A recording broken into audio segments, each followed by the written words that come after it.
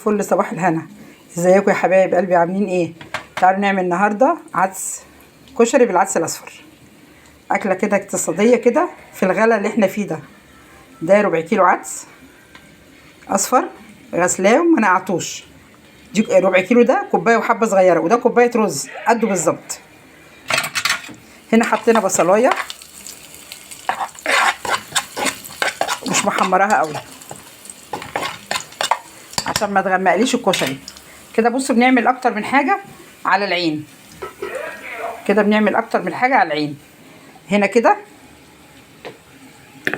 الشعريه، وبعدين هو اصلا زماننا يعني زمان لما كنا بنعمله ما كناش بنعمله بشعريه، بس الجيل الجديد بقى بيحب يدلع الكشري، فاحنا بقى بقينا نعمل زيه وندلعه بحبه شعريه. اما احنا على ايامنا وايام والدتي ما كانش فيه الكشري القديم، ما كانش فيه شعريه. هنا حاطه حبه زيت، هننزل بالتومه عشان الصلصه، يعني انا ايه عامله مشغله كذا عين.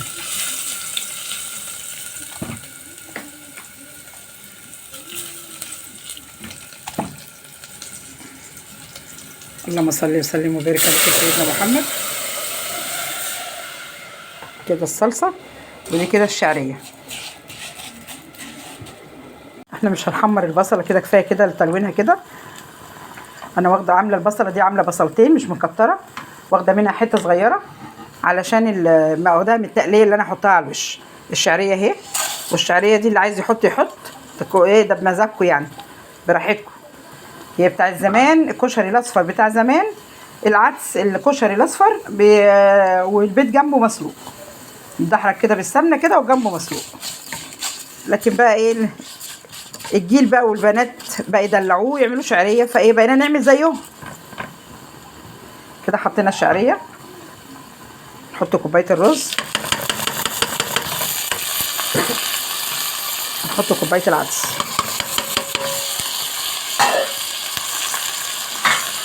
نحط مكعب دجاج كله على بعضه كده، فلفل اسمر،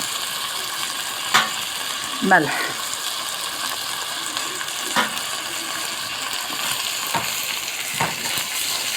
هنقلبه بقى عشان يطلع مفلفل كده وحلو. انا ما نقعتوش عشان يطلع مفلفل، لما بنقع العدس وبنقع الرز، عايزه اقول لكم يعني بيتري شويه مني كده، رغم ان انا ما بكترلوش الميه.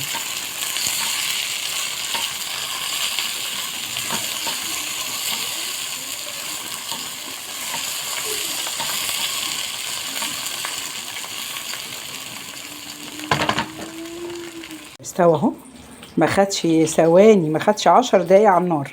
حطيت له حبه ميه صغيرين، ولا كنت ناقعه العدس ولا كنت ناقعه الرز، وطلع بصوا مفلفل اهو، اهو عسل. عايزه اقول لكم طعم يعني. طبعا انا هعمل جنبه ايه، هعمل جنبه، عيالي ما بياكلوش الا جنبه بيض مسلوق مدحرج، وبتنجانه مخلله، وقوطه مخلله.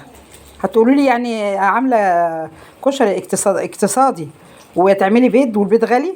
اقول لكم البيض لو عملته جنبه بيضتين مش حكايه، 3 بيضات مش حكايه، بس ما بنعرفش ناكله الا لما يكون جنبه بيض. ادي الكشري خلص، العسل بتاعنا اهو، عسل اهو، بتنجانه مخلله وطماطميه مخلله، حمص الشام اهو اللي عايز يحط عليه. دي صلصه حراقه، ودي الصلصه حسب اللي عايز يحط. اكلنا عسل النهارده. لو عجبكم الفيديو بتاعنا النهارده ما تنسوناش باللايك والشير والاشتراك في القناه. كشري سهل حلو قوي، مغذي وجميل، طعم يعني.